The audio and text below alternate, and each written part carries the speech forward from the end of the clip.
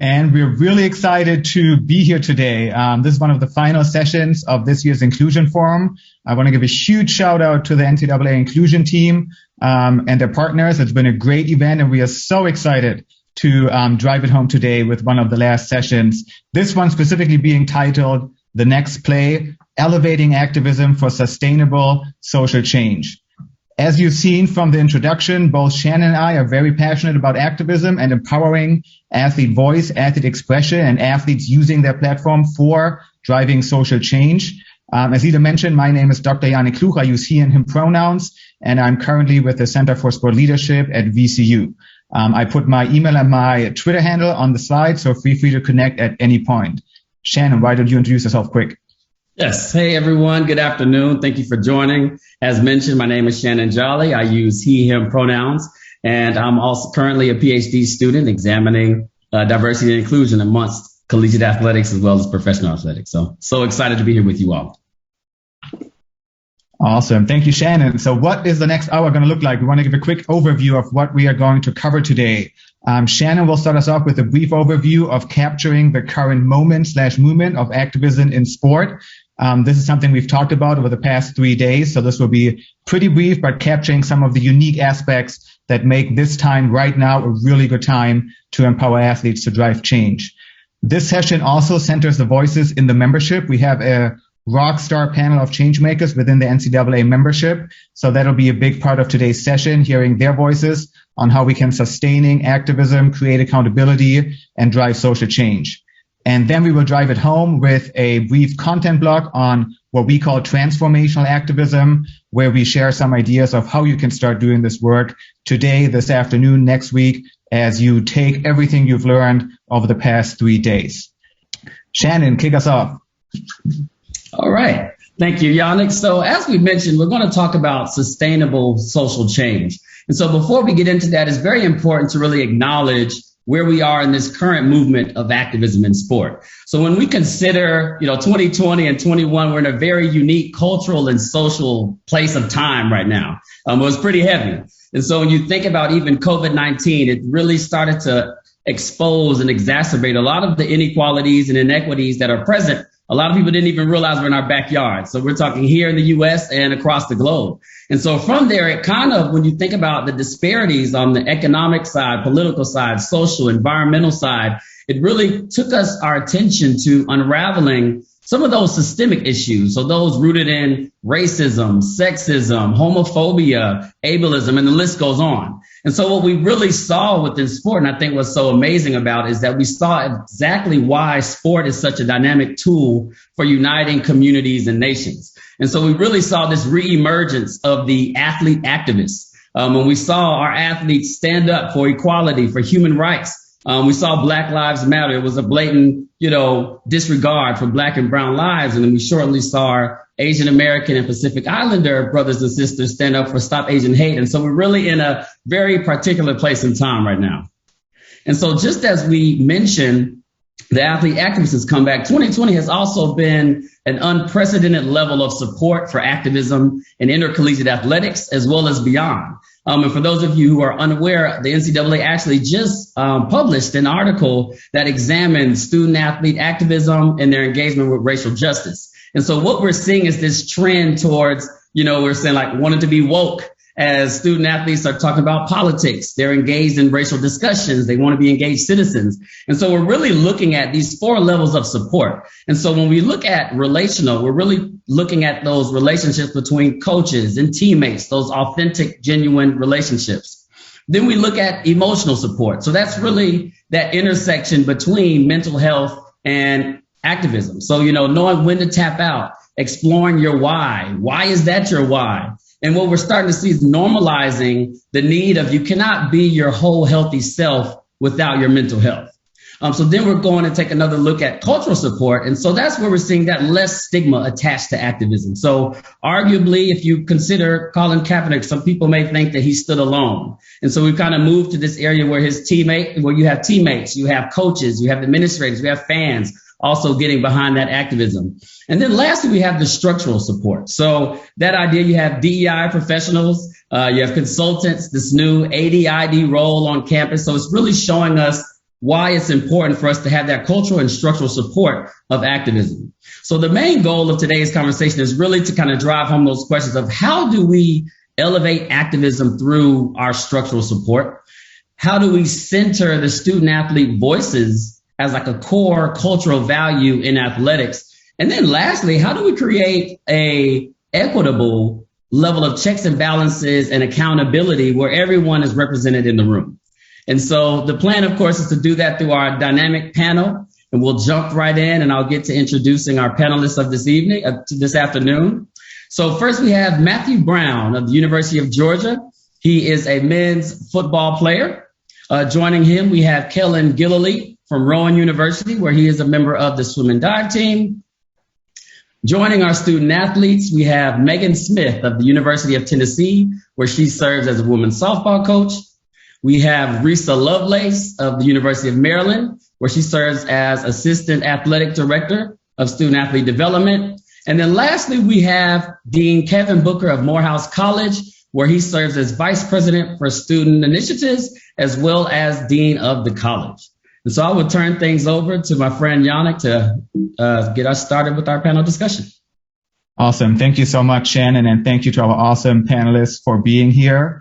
I just want to give a quick heads up to all the people in the audience. Thank you so much for being here. Some of them have been texting me that whatever you do, don't smile. So if you see me smile on the end, that's my response to them. So I just want to say thank you for being here. And obviously also to our panelists who, as you can tell, are a really good group of very different perspectives on campus, which was one of the goals for today, to hear those perspectives. So I get to have the honor to kick things off with our first question. For our panelists, as Shannon mentioned, we are at a very unique time when it comes to activism. We have seen waves of activism before, but given the support that we see right now at the cultural level, at the institutional level for activism, there is some very unique aspects of this current moment.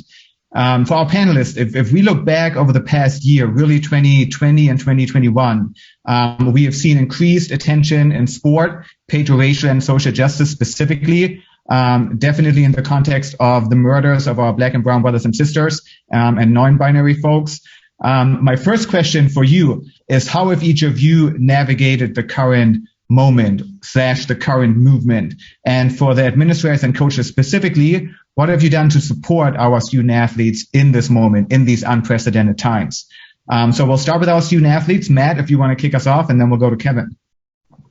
Yes. Thank you, Yannick and Shannon, for having me today. Super excited for this. But the number one experience that comes to my mind whenever I think about that past summer was when Ahmaud Arbery was shot and killed in Brunswick, Georgia. And I'm from the Savannah area, which is about 40 minutes down the road. So that took me to heart because not only was he close to me in age, but he was close to me in distance. And as an athlete, I often go for runs all the time. So I'm just sitting in my room like, how can I make a statement? And so being a part of UGA football, we have one of the biggest platforms in the southeast of the country. And so I told my coach, I said, hey, let's make a team video, or actually a position group specific video. So me and all the outside linebackers, we created a video called Do You Hear Me Now? So basically it entails, as I said, Georgia is one of the most prominent football teams in the Southeast. And so everybody loves Georgia football. But when we take off those helmets and pads, are they going to still give us the same love and respect and value as a person? And so basically, that was our statement. You hear me, you see me whenever I make a play, you see me whenever I make a tackle, but do you hear me off the field whenever I'm crying for help, whenever you see people looking like me being oppressed? And so that is one of the things I'm proud to say, that I created that initiative at the University of Georgia, and we got a lot of traction. And it even was picked up by some media papers out of Atlanta. But I'm happy to say that I led that initiative to get our team rolling as to how we can start some community outreach and start bringing some attention to a problem that plagues everybody that looks like me. Awesome. Thank you, Matt. Kevin, tell us how you've navigated this past year and a half, really. Sure. Well, first of all, thank you so much for having me here today. And Matthew, that was very inspiring. It's really inspiring for me always to hear about the stories of different athletes around the country taking a stand and being advocates for what they believe in. And for me, growing up, I always had a fairly progressive environment around me, but it was never an experience for me directly dealing with, stereotyping or any sort of racism, really. And so this is sort of a new fight for me. And an awakening that I had last year was I felt a very deep dejection in the canceling of my season last year for swimming. And in that kind of moment of crisis, I realized that I wanted my legacy here at Rowan and in my community in general in life to be more than just my times in the pool. And that's when I realized that, I have this spotlight on me as an athlete where a lot of my actions are always being watched. And I always viewed that as a curse before, but I started to view it as a blessing and realized that I could use this platform for good to be an advocate and an activist for the things that I believe in. And it was difficult at first for me. I didn't really know where to start because swimming is a predominantly white sport. It is not very diverse at all. So it was kind of difficult for me to navigate that at first. And the first place that I turned to was really my administration here. I talked to my athletic director and he heard my passion and my voice, and he really wanted to help me with the process of becoming more active in my community.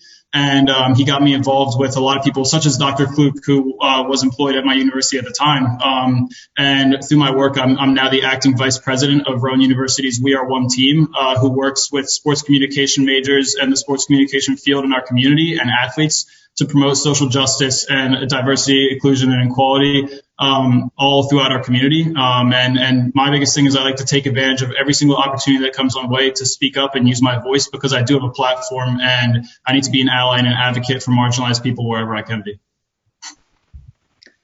Awesome. Thank you, Kevin. And once a Rowan prof, always a prof. So you're not getting rid of me anytime soon. But you know that. Next up, I want to hear from Megan. Megan, you are a coach. So a very different position when it comes to navigating the activist space. Tell us how you've navigated this past year and a half. Yeah, well, first off, thank you so much for having me. I think one of the most challenging things was that this movement began when we were apart. And for myself, I was just moving into the program as an assistant coach. And so trying to learn these girls and learn their heart and try to understand the pain that they may be feeling and just how to engage that moment, it was a challenge for sure. And one of the things that as I stepped into the program, I knew my head coach was doing was she was calling our alumni, our Black alumni, our current Black student athletes, and just talking to them and letting them know, hey, we're here for you. We don't have answers. We don't have anything except for care. And we want you to know that this matters to us. And so it was a good starting place, but we definitely felt like we cannot stop there. And that was seemingly the problem, is that it always seemed to stop there. And so two other things that I thought were really valuable were we had a summer book club over Zoom. And so anyone who wanted to join, we read the book, So You Want to Talk About Race. And some really great discussions came out of that, some really great education. I still reference that book in conversations. And so for myself, it was incredible. And then the same for our athletes. It just informed the conversations they could have with each other and with other people.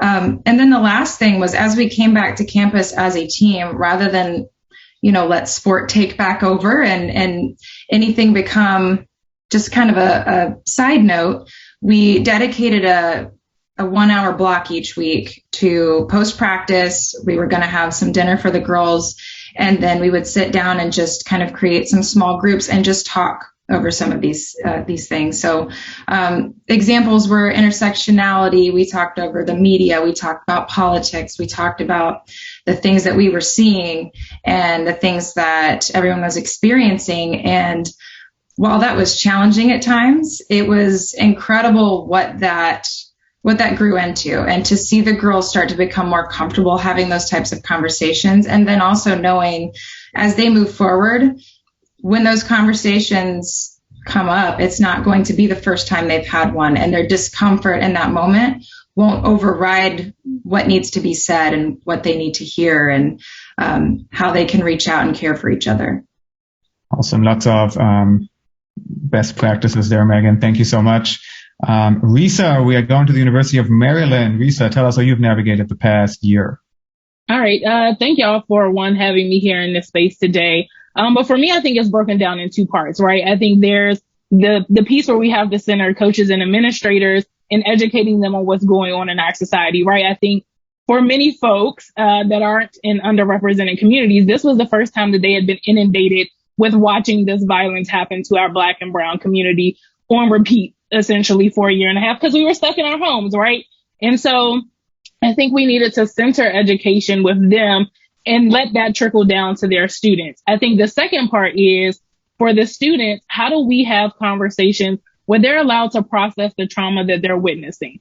I think oftentimes we expect students to just kind of react and move on like things haven't happened. And so I think here we had opportunities where our students, specifically Black and brown, could sit together and process the scenes that they're witnessing on TV, right? And for many, these are things that they've seen in their community for years.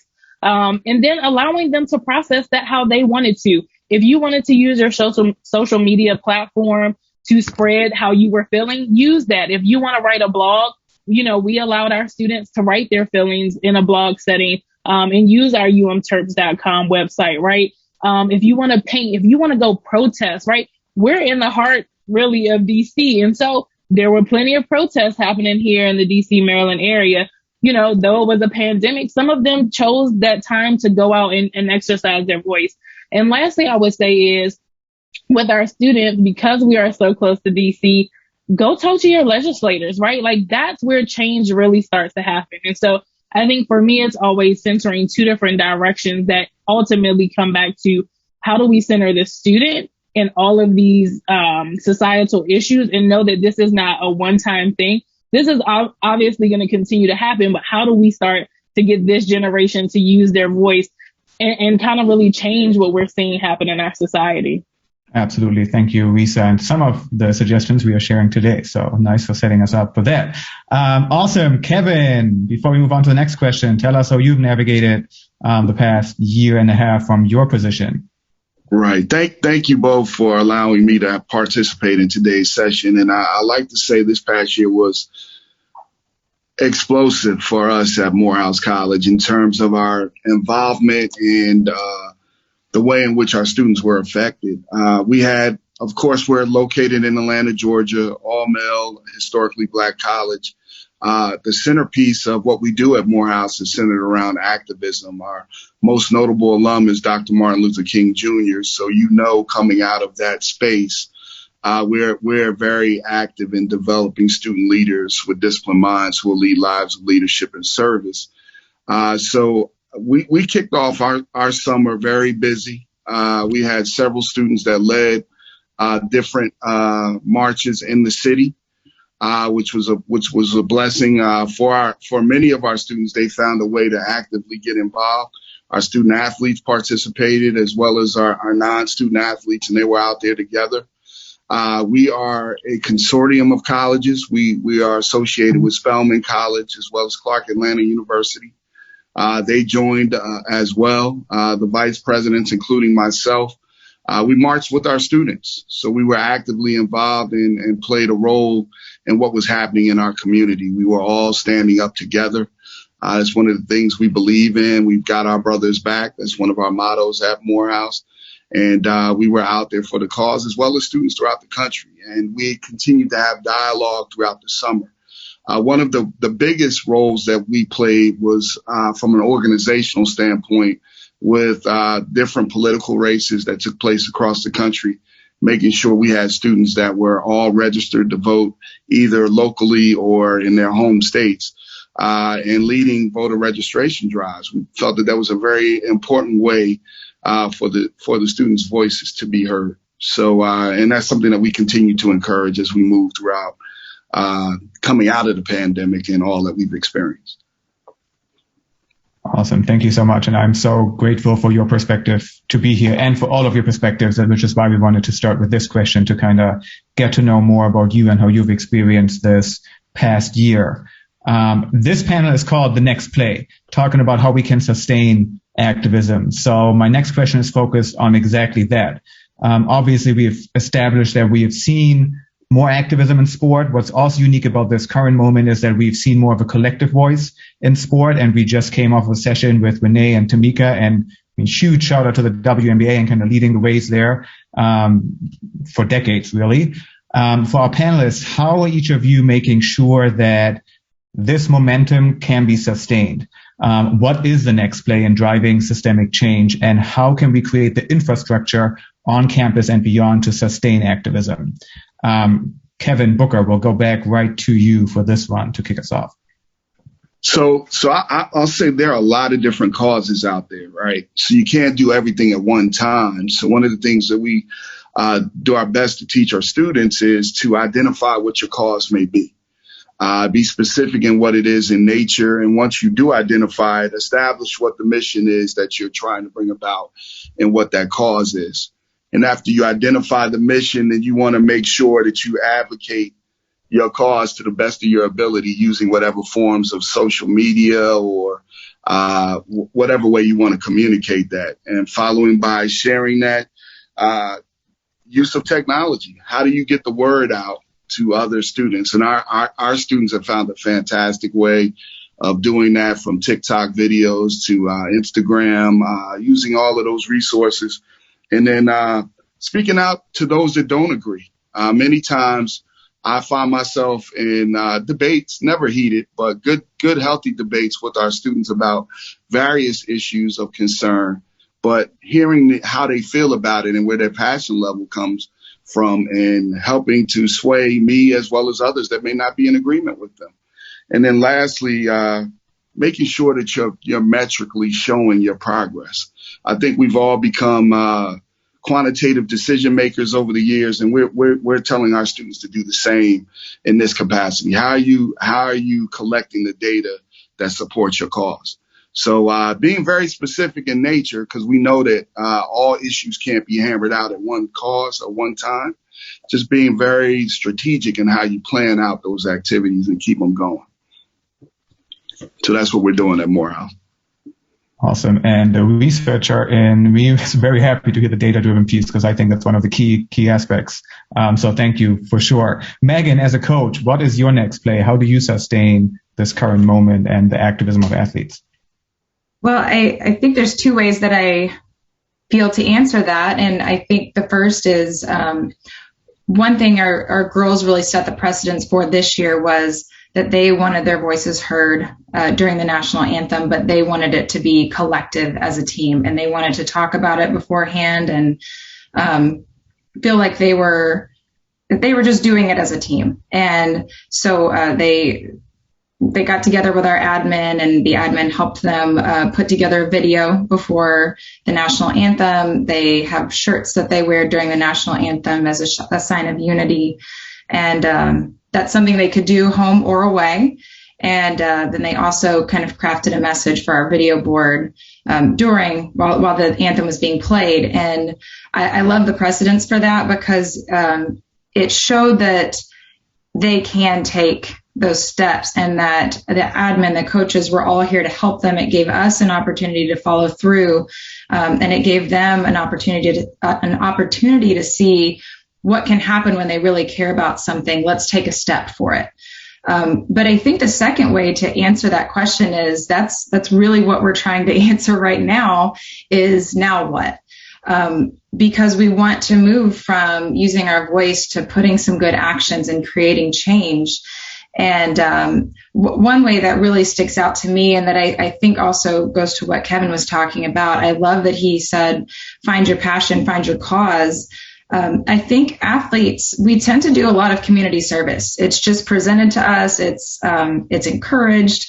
Can we find a cause that also fits with something that really matters to us? So rather than leave college with a resume of 8 different things that you've done over your 4 to 5 years, do you have 1 or 2 organizations that you really impacted and that you really spent some time with, and you leaned into that hard? It can be easy to go and do something once, but then to keep going back and get to know somebody, or to really see what they're dealing with, and how can you truly impact them and continue to impact this organization or this group of people as you graduate, and maybe even leave a legacy for your teammates that follow after you. I think that's one direction we can go, but I think it is a very hard question to answer, but it's one of the most important, I believe. Awesome. Kevin, Megan set you up there really nicely. Go ahead. what's the next play for you as a student athlete?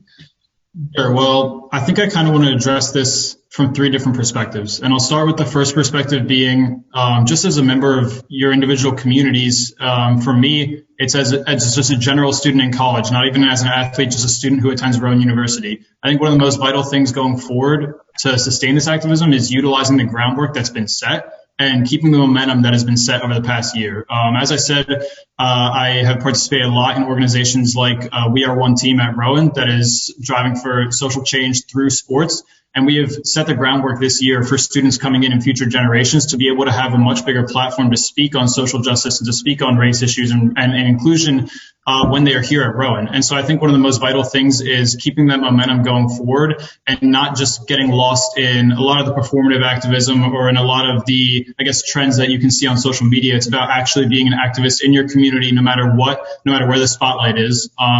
And the second perspective I want to talk about is from an athlete's perspective. For me as an athlete and to any athletes out there, the best way to sustain activism over the next year, no matter what, just do not let yourself be silenced, because a lot of times prominent figures in establishment and powerful figures will try and silence powerful voices who are striving for change and are striving to challenge the establishment. And I think one of the most important things for athletes to do is to utilize our voice whenever we have the opportunity and whenever that presents itself, and to chase opportunities to utilize our voice and to utilize our platform to promote justice. And I think that if enough attention is constantly drawn to the issue, it will eventually inspire people to get off the sidelines and actually join the fight for structural change. So I think just utilizing your voice and your platform every single opportunity you get, that's my main goal, to sustain activism over the next year and to draw awareness to racial injustice in our country. And the third perspective, from an administrative side, I guess the one thing I would say is that it is really, really vital for administrators to support these athletes who are using their voices and provide as large of a platform and as safe of a platform as possible to these athletes. Because again, like I said before, when I first came into collegiate athletics, I viewed that spotlight that was put on me as a curse. And once I learned that it was a blessing, I learned how to utilize that and speak out for what I believe in. But it's a really hard thing to do without the guidance of administrators. So from an administrative side, just supporting athletes every chance that they get to speak up for what they believe in is a really important piece of sustaining this for the next coming years. So thank you. Thank you. Absolutely. One of the key pieces that we talk about in the activism space is how can we create accountability if change doesn't happen? So my next question is focused on that piece, that, how do we kind of move beyond that lack of accountability, especially when it comes to holding folks with privilege accountable that might not see that this is an issue? What does accountability look like for you, and how can we create a culture of accountability and buy-in when it comes to activism? Matt, go ahead if you want to share your thoughts. Yes, thank you. Honestly, I believe the only way for us to change from a society of seasonal protest to a place of constant change is going to take a change of mind. It's going to take a change of mindset. It's no longer, as of now, I believe that it's no longer okay to just not know. So therefore, I understand that our athletic department, we and selected leaders from each team, we created our DEI group, and every other week we meet virtually to discuss and just do different workshops as to how we can create equity and equality in the workplace, on our teams, in the cases of gender, in the cases of races and ethnicities. And I believe, honestly, if we have so many I might be biased to say this, but I believe student athletes probably make some of the best workers and employees, because we know what it takes we know discipline, we know what it takes to be a team player, we know what it takes to win and succeed. And so therefore, if everyone has the knowledge and the understanding to understand, okay, this person's facing different obstacles in life than I am, then they can use their leverage and their capital to make an even playing ground for the team to succeed as a whole. So therefore, each of us, as we go into our future careers, as we go into our teams, we know that this mindset can generate the most positive change and be the most efficient whenever it comes to moving as a cohesive unit. And so just different programs and different groups, such as our DEI group, is probably one of the best ways we can create that accountability and create that sustained change for the future. Awesome. And I think we're all biased when we say that student athletes make great employees. So if there's anybody hiring out there, these athletes are awesome. Risa, you work with athletes one-on-one in your role in student athlete development. What does accountability mean to you, and how do you make sure that we hold people accountable? Yeah, I mean, I think let's call it what it is, right? We work on institutions of higher education. So for many people, this needs to be centered around education. I think, K through 12 doesn't teach the true history of this country. And so as adults, how do we look at the research and how do we educate ourselves on what this country was built on? So let's start there. I think secondarily, the accountability piece really is leveraged at the top, right? Our leaders need to be held accountable to be paying attention to what's going on.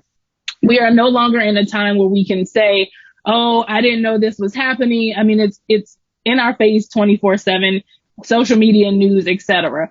And again, I think thinking about leaders, we often hear this, well, there's only a few bad apples in the space, right? Well, those few bad apples will start to rot the core. And so how do we start to remove or educate those folks on why being a bad apple is no longer good for our organization? Because again, it's hurting our students. I will always go back to centering our students at any conversation we're having, because their parents are sending them to us and trusting that we are going to make sure that not only are they succeeding on the field, but that they're healthy off the field too. And so I think that's something we need to talk about. The second piece, I love what Matt had to say, talking about letting the students use their platform. Students have SAC. They have all these other student groups that are popping up. Hold us accountable as administrators, right? Like, you all have a voice that says, hey, I don't think y'all are hearing us. We need to center this conversation right now. And so I implore the students to take that charge that they have over the last year and a half and continue to use their voice to hold us accountable for what we're not doing. And then lastly, again, I think coming back to listening to our people, not just students, but also our administrators who are in underrepresented communities, and actually hearing the harm that is being done in some of these spaces, and removing policies and procedures that have been in existence for hundreds of years, right? These policies didn't just one day jump into place, they were centered in place. And so, like, how do we start to dismantle those things, I think, is something we need to be talking about. Mm-hmm. Awesome. I am going to turn it over to Shannon for our next question. Shannon, go ahead. So thank you all for what you've shared so far. And I kind of wanted to shift over to those barriers and challenges. So obviously, promoting social justice is no easy feat. You're going to run into resistance. You're going to be emotionally exhausted as well sometimes, especially for those who belong to a marginalized community. So my question is, and we'll start with you, Kevin, is what challenges have you run into as an activist? And most importantly, how have you responded to those challenges or resistance? Sure. Well, thank you. Thank you, Shannon. And I would say for me, I don't feel the emotional exhaustion or the emotional turmoil of being a member of a marginalized community. But the one, I guess, biggest challenge that I've had to realize and I've had to accept, especially over the past few months, is that the fight for equality and the fight in DEI in general is not linear. I recently took part in a panel with Dr. Kluk, where we had some law enforcement professionals on a panel talking to Black student athletes in our community about race relations with police. And it was really disheartening. And the conversation did not go well. The responses were very scripted from the law enforcement side, and there was not much realization, and we kind of wanted to come to an awakening for some of these people, but we were not able to do so. And I had to realize that it's not always possible to get people to understand your beliefs in a short conversation, and that this field and this fight, it takes incredible persistence. But I kind of had to sit there after being very disheartened and realize that I can't let that experience dissuade me from still pursuing this fight and this passion in the future, because it's still an ongoing fight that is currently being fought. And so and it's obviously it's not linear, because it's a fight that's been happening. The fight for equality has been happening in America for centuries, and we're still now today in 2021 fighting for equality. And so I think it's really vital to remind yourself in times when you feel disheartened about it, why you are fighting and why you initially decided to become an activist or advocate for these causes in the first place. And for me, in this moment, I had to think back to, last summer, how I talked about I was in crisis mode, trying to realize what I wanted my legacy at Rowan to be. And I had to think about why I got involved in the avenues of activism that I got involved in the first place. So it's really just about rooting yourself in the present and thinking about, especially as an ally, thinking about what marginalized people have to go through in this country and why I have to, stay persistent with my fight. Awesome. Thank you so much, Kevin. And so I also want to ask that question to you, Megan. How have you navigated that as a woman in a male-dominated field? What challenges have you run into? That's probably a big question, but I think some of those challenges are just growing up, realizing that there were systems in place that I just never realized what they were and what the effect was on myself or on my teammates. And then even as I became a coach, what the effect was on the women that I was coaching. And so the more that we have educated ourselves, the more that we have come to understand that I think sometimes as women, we grow up with this idea that you just do what you're told, make sure it's easy for everyone else. It becomes so pervasive that you don't quite realize it's there. And so the more that I've noticed it, the more that we've really tried to push back on that and then inspire our women as well to ask more questions, to stand up when they see something they don't like, to be willing to lead, to not wait for a man to step in and lead, even if it was something that felt ingrained from when they were younger. And for myself, that's still something that I find the need to overcome at times is I can step in and speak. I'm expected to share what I believe and what I think is important. So I think the barriers, sometimes I find that I think that I'm starting to realize some privilege in that it is easier for me, I think, than other women, Black women or other minority women. And so for me also then starting to open my eyes to see what is that like for another woman and how can I be the person who reaches in to help build her up and raise her up as well. Awesome. Thank you so much for that, Megan. And so now for our last question of today, I just want to ask, what does allyship look like for you all? What makes a good ally? And so just for the sake of time, I'm going to start with you, Risa. In about 30 seconds, what does allyship look like for you? All right, so Shannon, I know you weren't expecting this answer, but I want us to move past allyship. I want us to have accomplices. I need people who are willing to step up and lose their job, lose their sponsorship to help us move forward, right? I think for so long we have skated on this thin ice of allyship where people will jump in and have the conversation, but if it's getting too close to the edge where they might lose something, they step back. At this point, we need people who are willing to lose something to help us in this fight. Thank you so much. And I'd also turn that question to you, Dean Booker. How have you used your allyship? In about 30 seconds, what advice would you give on utilizing your allyship? Well, I would first say is be models, right? We have leadership positions and as administrators and student athletes, and we need to use our position and remind ourselves that inequalities to anyone is not what we should be about. So I think we should be fair and open-minded in all our practices and build genuine relationships with empathy and understanding. I think that's where a lot goes wrong because relationships aren't built on a genuine nature. We do one action and think that that's, the solution to the cause, and it's much deeper than that. So I'd say building those significant relationships is the critical piece. Awesome. Thank you. And then lastly, for Matt, I want to turn things to you to close us out today. What for you in 30 seconds is allyship? What does that look like for you? I believe allyship is it's all about putting in the work to understand the challenges and obstacles that other people who are marginalized and oppressed face every day. And using whatever, like I mentioned earlier, using whatever capital and whatever power that you have in your name to not, just like Risa said, take that chance, take that risk to speak out against it. No matter the chances of you maybe in your name being bashed or you having the possibility to lose your job. I remember Coach Smart, it was a week and a half before our first game against Arkansas last season. He cut practice to have an open mic session to hear what everybody had to say. Any players, any coaches can get up and just share their mind and opinions. I know that in my heart that Coach Smart is an allyship because he's willing to sacrifice a day of preparation to win a football game to understand his players that he sees every day and to understand how they feel. So that's what allyship looks like to me. Awesome. Well, thank you so much to our amazing panelists. And now we're going to close out with a quick recap, and then we'll end with some content at the end. So just to remind us and give us a quick recap, this is the time to support activism. We've seen substantial support on all levels. That was the main point of this conversation today, is bring people to the table as athletes, coaches, administrators, and people of the greater campus community to really drive some systemic and social change.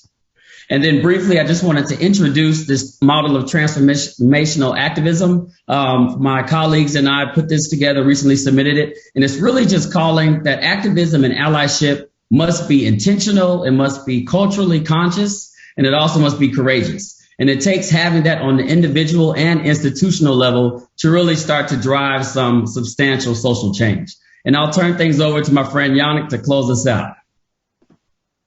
Awesome. Thank you, Shannon. And we know we broke all PowerPoint rules with having that model on that slide and talking about it for 30 seconds. But the key piece is really this slide. And we just want to give some context to how we conceptualize transformational activism. As Shannon said, transformational activism is activism that occurs at both the individual and the institutional level, with the goal of challenging the status quo through intentional, proactive action for systemic change.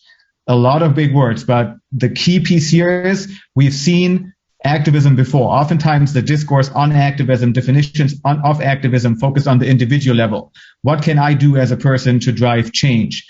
The key piece that we want to bring home today is that we need to get access to institutional power to drive change. And when I say we, I speak specifically to people who look like me, white people who don't have to struggle as much moving up the ranks in athletics.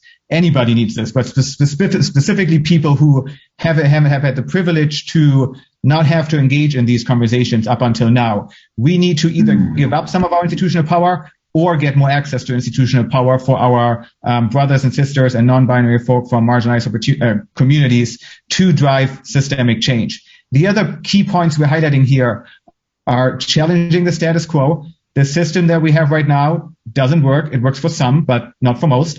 So we want to make sure that we change that system. And again, we do that through getting access through institutional power, through activism at the institutional level. The other 2 points I want to highlight are intentional and proactive action. We are kind of beyond the moment where we can be reactive, and that's okay.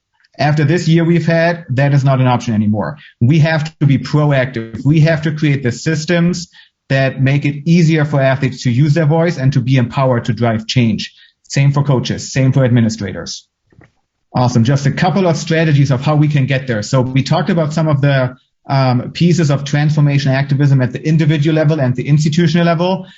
We've had some great examples for this from the panel. At the individual level, we want to make sure that we talk about student athletes' holistic identities as part of our daily interactions, right? I think Megan mentioned that she said, I don't want to go back to just caring about sport. That time is over. We are viewing athletes and coaches and administrators as holistic people who have identities beyond the athletic one. Another key piece was the education piece. We've talked about that extensively in the panel. And then, of course, we talk assessment where we pay attention to student athletes' needs when it comes to activism. Again, the work that I'm doing with Shannon and with our colleague Joey Cooper at UMass Boston is focused on how can we drive activism at the institutional level, because we propose that for activism to be transformational, it has to happen not just at the individual level, but at the institutional level. One of the ways to do that is to get or try to get access to institutional power to drive student-athlete activism. We have seen so many communities launched. We have seen community partnerships being created. We've seen so many awareness campaigns. Get involved in that work, especially if you are from a privileged identity. We want to create the infrastructure for institutional support for student-athlete activism. That can be in the form of funding, providing funding for those efforts, creating student groups and anchoring them in the institutional culture so they can exist for generations to come, as Kevin said. Serving as a staff advisor for those groups, or providing space, a very simple way to provide the infrastructure as institutional support. And then institutional change relies on constantly reviewing policies, practices, and procedures and to see if they either support or silence activism, if they either support or silence efforts for racial justice. No policy, no practice, no procedure is ever neutral. They either support or silence activism. They either support or silence racial justice. So ideally, your policy should support athlete expression. They should support athletes finding their voice for things they care about. With that being said, I have had the honor of working with the Office of Inclusion on some specific resources focused on activism that talk about that structural, cultural, institutional support more. So on the NCAA inclusion website, you can access a resource specific for student athletes. I took some screenshots right here. If we go to the next slide, there is also a resource we created focused on coaches and administrators, including a checklist of action strategies for supporting student-athlete activism. So I want to encourage all of our attendees today to check out those documents, as well as the student-athlete activism webpage that was created solely for the purpose of providing a platform for activist efforts and these resources. So this is a question for our panelists. We've been asked, have you tapped into changing policy and procedure? If so, what challenges are you encountering? How do you get around those challenges? Does anyone want to take that question? Maybe Dean Booker or Risa? Okay, I'll take a stab at it. We once had we had a appropriate attire policy, which we recently changed. And in that appropriate attire policy, it said what a student could and could not wear. Morehouse College is a private institution, and we put the policy in place at the time, which was about 7 years ago, to address men that may wear women's clothing. We've since done away with that policy with an understanding that that policy itself wasn't speaking to all of our students' desires. And we felt that it wasn't fair, nor did it meet our students where they were. So we removed it. And I'll just jump in quickly. I think many of us are in a space where we're working on policies for inclusion of transgender athletes, right? And so I think there's a lot of us who want to include those policies within our spaces to make them more inclusive, but now we're also battling state bills. So I think there are a lot of things that we're trying to navigate specifically in that space that we get held up because of the state, and especially if you're at a state institution. So I think it's about the policies and process, but I also think that's where we need to leverage our space to make sure that we're having intentional conversations with legislators to say, we are an open space, like our state also needs to be an open space. So I'll stop there. Awesome. Thank you. And so one more question to close us out for today. Do any of you have best practices or approaches for navigating conversations with developmental folks who get nervous about student athlete activism? I'll jump in here again. I think for me, it's, yes, we have donors who may not want to have this conversation, but I also think about we have donors who we've never even tapped into who want to have this conversation. And so how do we leverage those new folks that are saying you all are a progressive athletic department institution? I now want to fund you, where in the past we weren't necessarily tapping into those folks. So I think it is kind of like tossing it up in the air, but you also have to know that there are always going to be people who are supporting you, even if you've never seen them before. Awesome. And so I also want to get the feedback from our student athletes. That's a question, obviously, for people who are in development and working with student athletes. But as athletes, How do people in these roles have those conversations with you? How do they break the ice? How do they come at a genuine manner for you all? Kevin or Matt? I'll go ahead and go first. Like I mentioned earlier, our SAC and our DEI group, one of the big reasons as to why we are so engaged into matters that we do, it's for one, it's all virtual. Two, it's student athlete led. We have advisors in there that create structure and plans for us to discuss as to how the night of the agenda of the meeting is going to go.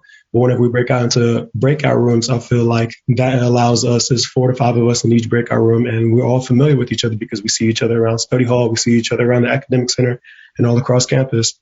And so just allowing that space and a set of questions for us to just have open dialogue. And that's where we just have to have the respect and the trust that, hey, this is where we're going to have a debate for healthy conversation. And that really just got the gears going as to how we can really have these conversations and get to understand your mindset, and I get to hear your story.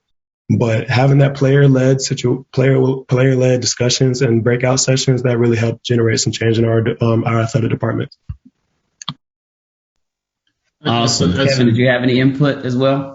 Definitely, and I like Matthew's answer a lot, especially talking about having everything be led by student athletes, because I think when it comes to talking to people who are nervous about student athlete activism, the one thing that you have to make sure as a student athlete is that you're very comfortable and confident talking about what you're talking about, so that way you're educated on what you're talking about and you can actually have a strong voice on the matter. I don't think you can really have a strong voice on the matter if you're not fully educated on it, and so. Luckily, I've had the experience of being supported entirely by my administrators when I try and speak up on anything in terms of student athlete activism, and they let us do a lot of the work in these groups that we're forming, in these DEI groups that we're forming, so that way we get comfortable with it. And I think that's just the thing. You really have to stay confident about what you're talking about and that the message that you're trying to portray when you're talking to people who get nervous about student athlete activism, and also just trying to get them to understand where you're coming from and why you're, fighting for the things that you're fighting for. Because a lot of times you hear the narrative about, wanting athletes to just shut up and dribble or to just be athletes and just be there for entertainment. And it's really important to help people understand the more humane sides of you when you're out of your sport, and to understand that you actually have goals and desires for civilization past just your athletic career. And I think that's one thing that helps a lot to calm people down in terms of being nervous about student athlete activism. Awesome. Thanks so much, Kevin. And then, so lastly, before we close out in 30 seconds or less, I just want to run through our panelists real quick to see, obviously in our audience, we have some people who have engaged with activism. We have some people who don't know how to use their voice just yet and are looking for ways to do that. So we're all on different levels of that spectrum. And I really wanted to get, if you could go back and say one thing that you know now that you wish you would have known when you started your journey of activism, what would that be? And what recommendations would you give someone who's wanting to use their voice for activism? Megan, we'll start with you. 30 seconds or less. All right, real quickly. I think it would be that sometimes the problem feels so big and that you just can't even sink your teeth into it. There's nothing you can do. And so my advice would be to just start somewhere. And if that's education, if that's conversations, that's going to lead somewhere, but you just have to start. Awesome. Risa, would you like to go next? Sure. And shout out to my colleague, Tim Bryson, but start with your purpose, right? Like, once you know what your purpose is in life, your activism will speak to itself. Awesome. And let's go with Matt. Honestly, the one thing that I can appreciate and pat myself back on is that when I look back at last summer, I can see that I was a playmaker instead of a bystander, because I know there's always people watching you. As last Kevin said, we have a platform. And we are more than just athletes. And so I'm happy to say that I know the younger athletes, younger players on the team, they could see that, okay, this is how I can use him as an example. I'm glad I can say I was someone on the field rather than somebody just watching everything pass by. All right. And we'll go with Kevin, 30 seconds. Which Kevin you want to go here with? Me? Yeah. Okay, sorry. So first thing, just really seek out the advice and guidance of leaders and activists in your community. Someone like me, where I came into a new field that I wasn't experienced in, I had to reach out to activists who are already established, like Dr. Klug, to really guide me through it. And they are there to help you. We need as many activists in this fight as we can get. And like Risa said, when you're not just an ally, but an accomplice, you have to continually educate yourself. You always want to be understanding the struggle you're fighting for if you're fighting for a struggle. So. Awesome. And then Dean Booker to close us out. Any recommendations for those? I would say a lot of great ones already said, but I would say remain open and be strategic in how you go about doing the work. Awesome. But being open is very important. Awesome. Well, thank you all so much. I want to turn things over to Yannick, our last little closeout, and we'll give you all the rest of your time back. Awesome. Thank you, Shannon. And thank you so much to our panelists. Let's give them a big round of virtual applause. We can't see any of you, but we are just imagining people going crazy because they were so insightful, and I would fully agree. So thank you so much for that. Please check out the resources we shared today, specifically on student-athlete activism. There's a whole bunch of other great resources on the Office of Inclusion website, so please check that one out as well. And of course, you're always welcome to reach out to any of the folks in the session today. We're always willing to connect, especially if you're passionate about activism. So please feel free to reach out, and so we can all become change makers in this space. Thank you so much for attending. Have a great final session, and keep in touch.